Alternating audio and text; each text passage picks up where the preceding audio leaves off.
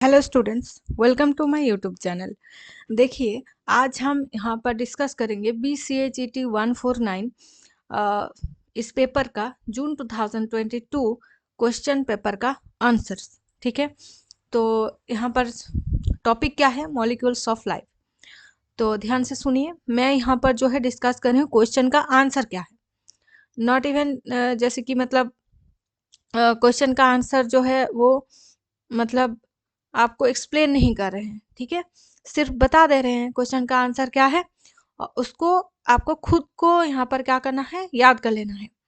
Topic wise video बाद में आएगा, अभी आप लोग का एग्जाम है तो उस हिसाब से मतलब आप लोग के एग्जाम से एक दो दिन पहले अगर देखेंगे कि इम्पोर्टेंट टॉपिक क्या क्या है, उसके लिए ये वीडियो देख सकते हैं। ठीक है, पहला क्वेश्चन क्या है? Name of three domains of life, how do this differ from one another, give an example for each domain.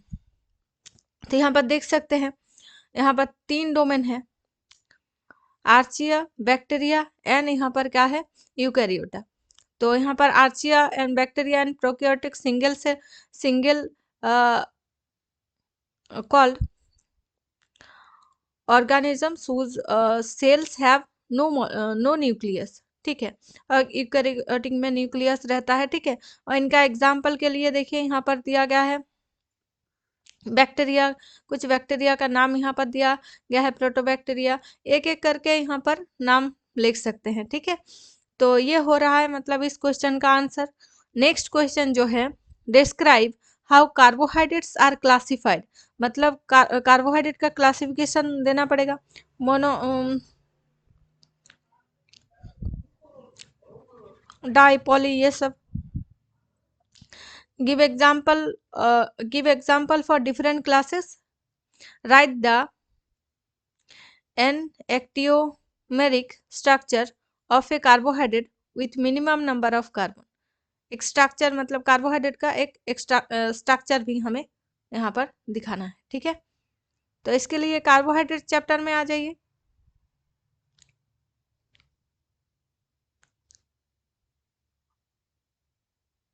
ये देखिए क्लासिफिकेशन ऑफ कार्बोहाइड्रेट।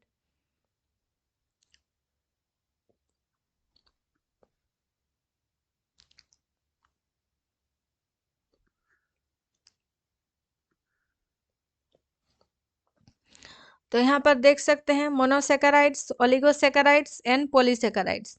ठीक है, डाइसेकेराइड्स भी होता है। तो ये हो रहा है मतलब इसका क्लासिफिकेशन। ठीक है, उसके बाद give example of different classes, मतलब सभी का एक एक करके यहाँ पर एग्जाम्पल देना है। ग्लूकोज, फ्रुक्टोज ये सब मोनोसेकेराइड्स है। ओलिगोसेकेराइड्स के लिए 2,6 मोनोसेकेराइड्स यूनिट्स है, जैसे मोल्टोज, सुक्रोज। ठीक है, और पॉलीसेकेराइड का यहाँ पर स्टार्च, सेलुलोज ये सब पॉलीसेकेराइड्स हो रहा है। एग्जाम्पल हो गया। उसके बाद यहाँ पर स्ट्रक्चर दिखाना है, मिनिमम नंबर ऑफ कार्बन, जैसे कि यहाँ पर मोनोसेकेराइड इन सभी का यहाँ पर क्या है, ये देखिए ऐसे स्ट्रक्चर्स आप लोग दिखा सकते हैं। तो ये यहाँ पर क्या है, स्ट्रक्चर्स हो सकता है। यहाँ पर क्लासिफाई द फॉलोइंग मोनोसेकेराइड, यहाँ पर देखिए कार्बन सबसे कम कार्बन यहाँ पर 3 कार्बन हो सकता है। तो ये यहाँ पर इसका मतलब इसको दिखा सकते हैं कि हाँ ये एक मतलब एक कंपाउंड है, मतलब एक से यहाँ पर क्या है, कार्बोहाइड्रेट है जो जिसका यहाँ पर स्ट्रक्चर आप दिखा सकते हैं। ठीक है, 3 कार्बन से है, तो तीनों क्वेश्चन का आंसर यहाँ पर देखिए हमने कर लिया।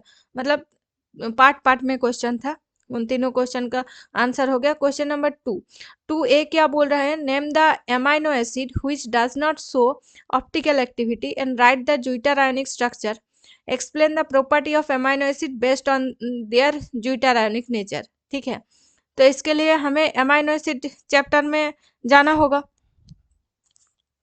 ठीक है, तो अमाइनो एसिड के लिए यूनिट 4 है।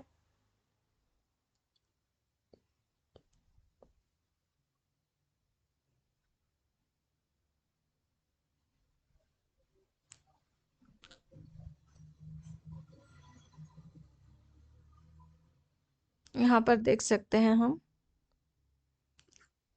ये देखिए ये जो यहाँ पर ग्लाइसिन है ना, ग्लाइसिन जो है ये हमारा यहाँ पर जो ऑप्टिकल एक्टिविटी नहीं दिखाता है वैसा यहाँ पर अमाइनो एसिड है। इसका आंसर आप लोग यहाँ पर देख सकते हैं, जो समारी है ना, समारी में इसका मतलब इसका आंसर दिया गया, मतलब ये सेंटेंस लिखा गया है कि ऑप्टिव ऑप्टिकल एक्टिविटी नहीं दिखाता है वैसा एक अमाइनो एसिड हुआ ये। देखिए, with the exception of glycine all other amino acid showed optical activity. तो कौन सा यहाँ पर अमाइनो एसिड ऑप्टिकल एक्टिविटी नहीं दिखाता है? ग्लाइसिन। ठीक है, तो उसके बाद उसका स्ट्रक्चर लिखना है। ठीक है, तो स्ट्रक्चर ऑफ ग्लाइसिन देखिए यहाँ पर लिखा गया है, ये देखिए ये हो रहा है स्ट्रक्चर ऑफ ग्लाइसिन। ठीक है, ये यहाँ पर यूनी सॉरी अनआयोनाइज्ड एंड उसके बाद डाइपोलर। ठीक है, दो अलग अलग तरीके का यहाँ पर क्या है स्ट्रक्चर दिया गया है ग्लाइसिन का। नेक्स्ट क्वेश्चन जो है, explain the property of amino acid based on their zwitter ion. ठीक है, तो यहाँ पर देखिए इसी में यहाँ पर क्या है आंसर दिया गया है। ज्यूटर आयन के बेस्ड जो यहाँ पर देखिए प्रॉपर्टी है, molecules with exhibit this property is non amphoteric molecules. ठीक है, तो ये ज्यूटर आयन मॉलिक्यूल्स से यहाँ पर जो प्रॉपर्टी है यहाँ से लिख सकते हैं यहाँ तक। ठीक है, उसके बाद how next question, how are protein classified onto the basis of their biological function, list of 5 ways and describe any one in brief। ठीक है, तो मतलब 5 तरीका जो है वो हमें लिखना है, पर डिस्क्राइब एक ही करना है। ठीक है, तो इसके लिए हमें जाना होगा प्रोटीन चैप्टर में।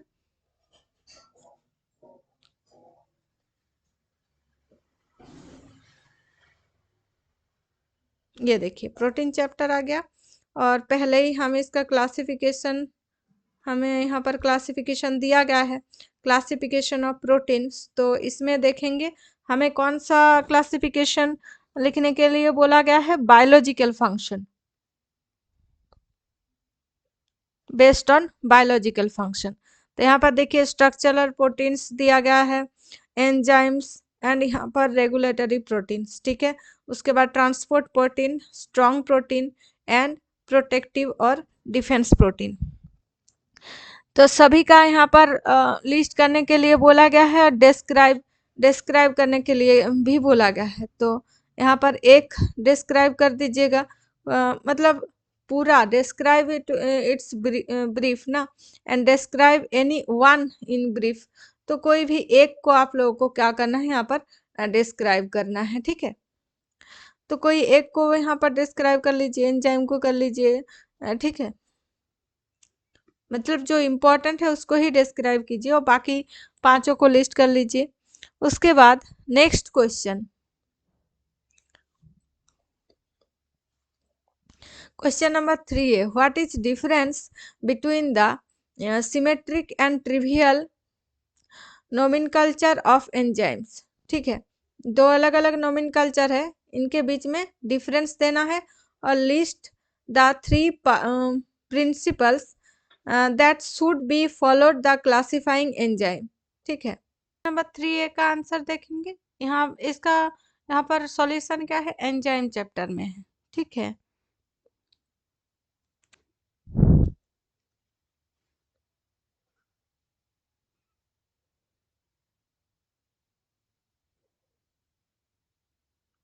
तो ये चैप्टर है एंजाइम का।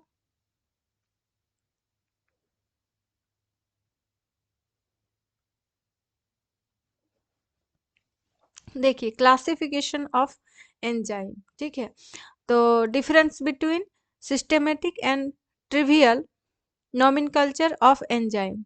ठीक है, तो नोमेनकल्चर ऑफ एंजाइम देखेंगे, ये देखिए ट्रिवियल मतलब यहाँ पर क्या है, working nomenclature and systematic nomenclature. यहाँ पर देखिए in a systematic way all the known enzyme are given code number depending on their classes and subclasses. These are collected in a list called enzyme list in which the common name, तो इसके बाद common name जो है यहाँ पर क्या है, ये ट्रिवियल और वर्किंग नेम है। ठीक है, follows immediately after the code number and are described as recommended names. ठीक है, तो ये दोनों, ये हो रहा है इसका डिफरेंस। ठीक है, list the principal that should be followed the classifying enzymes. ठीक है, क्लासिफिकेशन ऑफ एंजाइम में यहाँ पर क्या है, कौन कौन सा 3 प्रिंसिपल फॉलो होता है। पहला क्या है, an enzyme is to be named by adding suffix ASE to the name as substrate on which is acts. उसके बाद क्या है, the chemical reaction catalysed in specific for an enzyme, so it forms a basic of classifying or naming the enzyme. Third is the enzyme are classified on the basic of the topic of reaction catalyzed। ठीक है, तो ये हो रहा है इसका answer. Next जो है क्वेश्चन नंबर 3B, देखिए, right any 5 difference between drug and medicine. तो ड्रग एंड मेडिसिन जो है ये एंजाइम चैप्टर में ही है, मतलब एंजाइम का ही ड्रग एंड मेडिसिन चैप्टर है इसके बाद, तो यूनिट 7 है। ठीक है, सॉरी यूनिट 9 है ये हम एंजाइम चैप्टर जो है ये यूनिट 7 एंड 8 है, उसके बाद यूनिट 9 में है।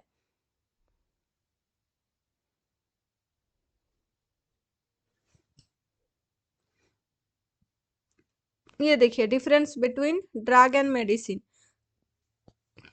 The word drug is derive from Greek letter pharmaco meaning drug, और मेडिसिन जो है, the word medicine is derive from Latin medicus meaning healing और physician. And drug is any chemical substance which acts on the living body, alter the physiological process, and is used for prevention, diagnosis, control और treatment of disease. और medicine क्या है यहाँ पर, medicine is formulated from drug having definite dose and dosages for which issues for prevention, diagnosis, control and treatment of disease. और उसके बाद drug is only active pharmaceutical ingredients API, and medicine are a formulation of API with excipient or without excipient।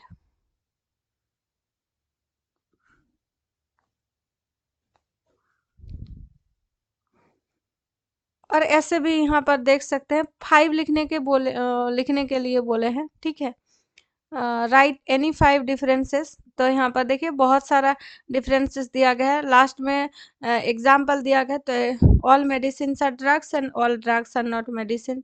मतलब ऐसे important जो है यहाँ पर मतलब टॉप इम्पोर्टेंट पॉइंट्स दे सकते हैं, तो फर्स्ट 5 पॉइंट ही लिख सकते हैं, या फिर जो भी आप लोगों को ठीक लगे 5 यहाँ पर पॉइंट्स लिख सकते हैं। ठीक है, उसके बाद व्हाट आर लिपिड्स। लिपिड क्या है, list there any 3 main function in human body.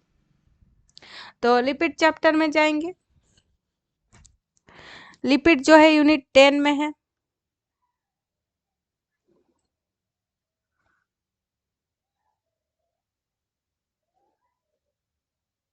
ये देखिए, what are lipids.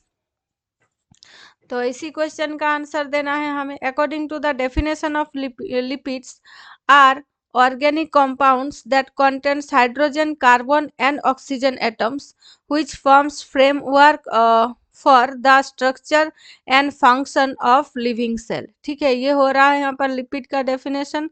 Lipid means यहाँ पर क्या है, फैट है। ठीक है, और list there any 3 main functions in human body. So function of lipid, important function of lipid, तो यहाँ पर main functions of lipid in human body यहाँ पर 3 ही दिया गया है। At the cellular level these act as signalling molecules, after that these forms the structural compounds in cell membrane, and number 3 lipid store energy in the body। ठीक है, तो ये यहाँ पर 3 फंक्शंस दिया गया है।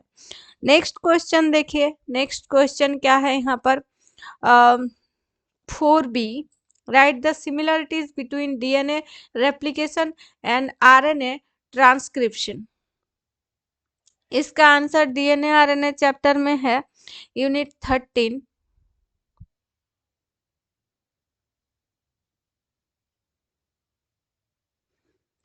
टर्मिनल क्वेश्चन है, टर्मिनल क्वेश्चन में दिया गया है, ये देखिए, सिमिलरिटी बिटवीन यहाँ पर DNA replication and RNA replication 13.5, ठीक है, यहाँ पर भी है। और ये क्वेश्चन जो है यहाँ पर टर्मिनल, इस चैप्टर का टर्मिनल क्वेश्चन में भी दिया गया है, ठीक है। तो ये हो रहा है इसका आंसर। नेक्स्ट जो है,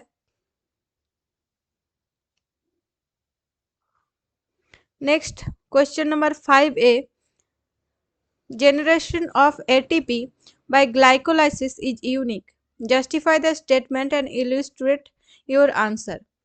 तो ये यहाँ पर इसका सॉल्यूशन जो है यूनिट 15 में दिया गया है।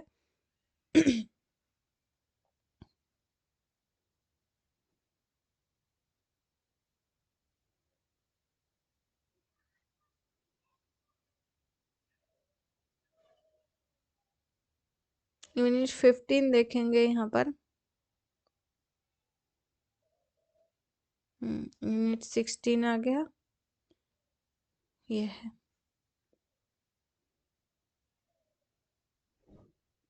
SAQ2 में इसका सॉल्यूशन दिया गया है, ये देखिए, the generation ATP by glycolysis is unique in that it occurs by substrate level phosphorylation, ठीक है। इसमें यहाँ पर 5 मार्क्स है, तो 5 मार्क्स का तो आंसर ये नहीं लग रहा है, ठीक है।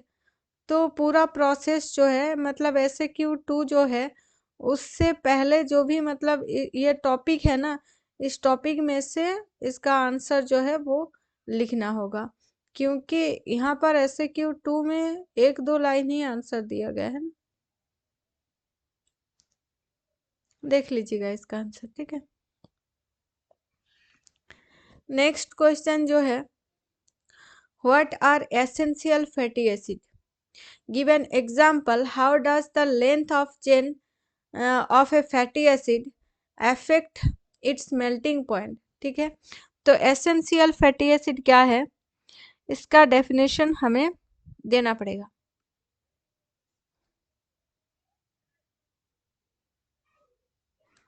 सो यहाँ पर है, फैटी एसिड में ही है, चैप्टर नंबर 10 में, ये देखिए, melting point, essential non essential. ये देखिए, एसेंशियल फैटी एसिड क्या होता है, most of the fatty acid can be synthesize in our body, however these are some which can not be synthesize by the mammals and therefore need to be taken in a diet to fulfill their daily requirement. It is because mammal lacks enzymes that can introduce double bond beyond ninth position. So such fatty acid are known as essential fatty acid, ठीक है। तो essential fatty acid का एक example भी दे सकते हैं। उसके बाद बोल रहे हैं क्या, गिवन एग्जाम्पल, बस यहाँ पर कोई भी एक फैटी एसिड लिख दीजिए, 3 दिया हुआ है। How does the length chain, यहाँ पर क्या है, ये देखिए, लेंथ चेन जो है, physical property of fatty acid, ये देखिए, melting point of fatty acid depends of 2 factor, length chain. तो लेंथ चेन जो है कैसे यहाँ पर डिपेंड कर रहा है, length chain of fatty acid affects it's melting point. तो लेंथ चेन कैसे मेल्टिंग पॉइंट को अफेक्ट कर रहा है, fatty acid with longer chain have higher melting point than the one having shorter chain length। that means जहाँ पर shorter length chain है वहाँ पर क्या होगा, मेल्टिंग पॉइंट कम होगा, जहाँ पर लॉन्गर है वहाँ पर मेल्टिंग पॉइंट ज़्यादा हो। इसका एग्जाम्पल भी दिया गया है, ये देख सकते हैं। नेक्स्ट जो है, question number 6, describe the role of ATP as the carrier of biological energy transformation, ठीक है। Role of ATP.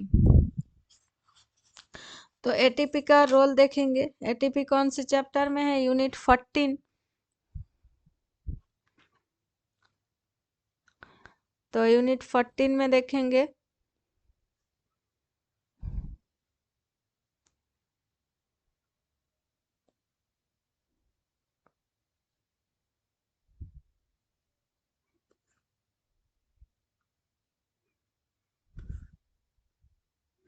Role of ATP in biochemical energy transformation. ठीक है, तो ये पूरा लिखना होगा।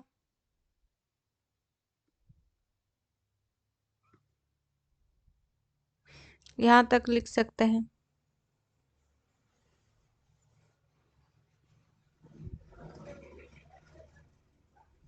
ठीक है,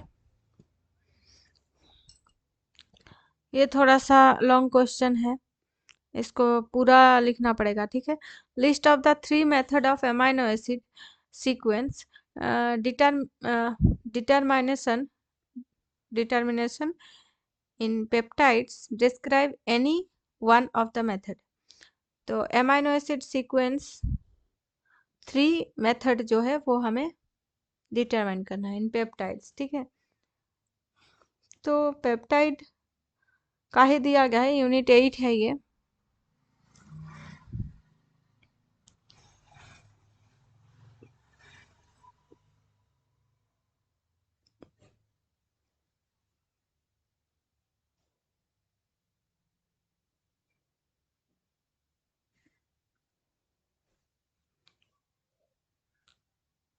One second. Unit 7, after that unit 8.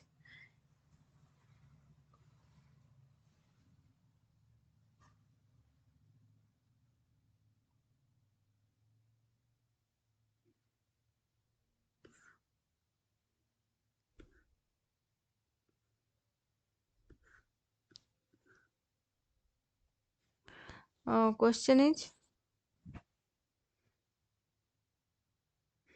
describe, sorry, list the 3 method amino acid sequence.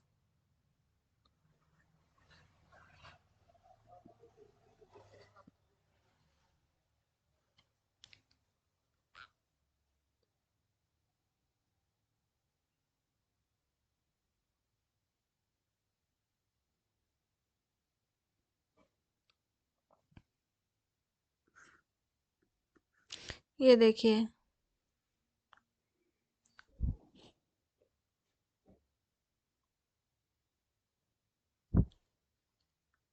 Sorry, ये यूनिट 5 है, ये उसके बाद का क्वेश्चन है।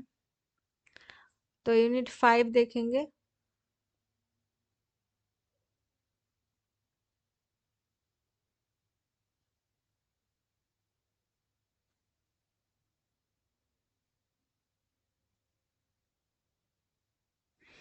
ये देखिए,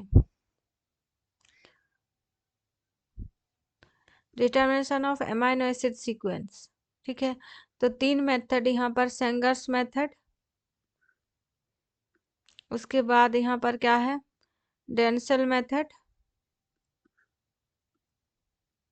एंड यहाँ पर एडमंड डिग्रेडेशन। ठीक है, ये तीनों मेथड को आप लोगों को क्या करना है, डिस्क्राइब करना है। उसके बाद डिस्क्राइब ओनली वन मेथड, तो 3 मेथड का जस्ट नाम लिखना है और एक मेथड को डिस्क्राइब करना है। उसके बाद question number 7, describe the principle underlying the catalytic activity of enzyme. इसका आंसर यहाँ पर है। कौन सा चैप्टर देख रहे थे हम, यही चैप्टर देख रहे थे,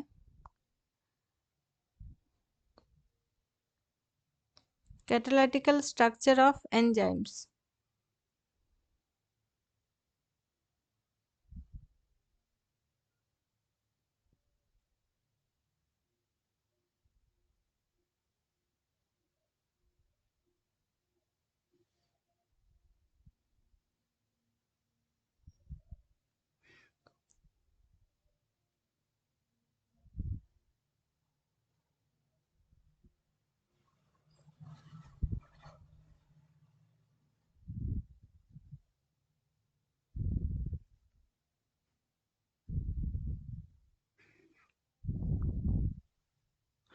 ये यहाँ पर दिया गया है, ये सब इफेक्ट ऑफ पीएच, ठीक है।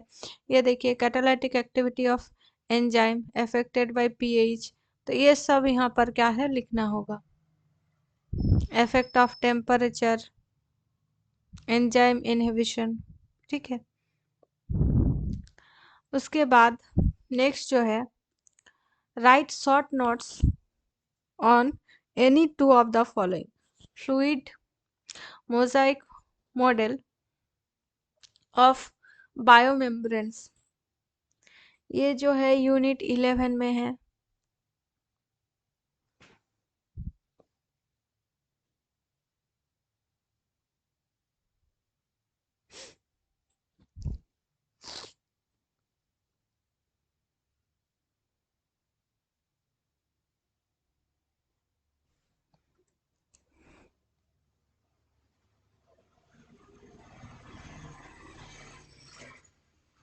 देख रहे हैं, चेक कर रहे हैं, ठीक है।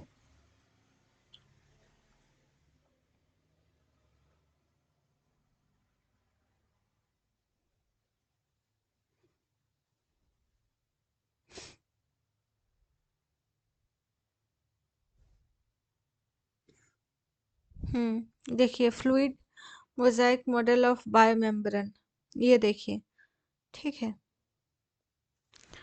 तो यहाँ से लिख लीजिए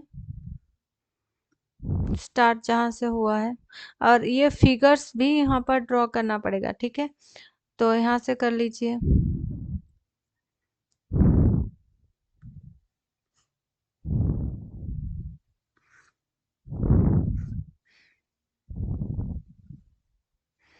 यहाँ तक लिख लीजिए, उसके बाद यहाँ पर क्या है, अकॉर्डिंग टू दिस मॉडल, ये पूरा लिख लीजिए और ये फिगर भी ड्रॉ करना होगा, ठीक है।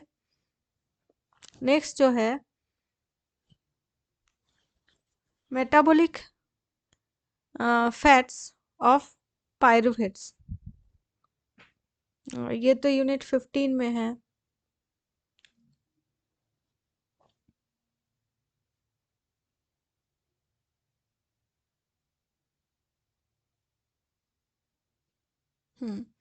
मेटाबॉलिक फैट ऑफ पायरुवेट, ये 15.3.3, ये पूरा लिखना है, ठीक है। यहाँ तक डिस्कस, यहाँ तक कर लीजिएगा, ये मतलब रिएक्शंस तक। उसके बाद कीटोन बॉडीज, ये यूनिट 17 में है।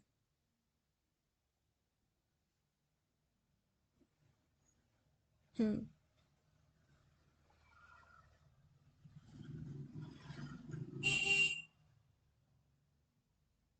ये देखिए कीटोन बॉडीज, तो कीटोन बॉडी क्या है एंड किस तरीके का स्ट्रक्चर होता है, ठीक है।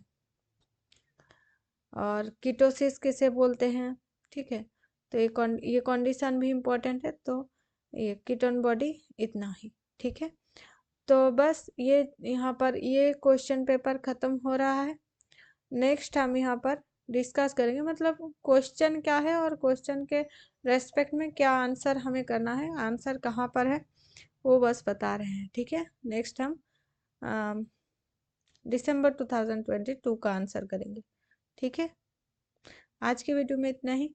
Thank you.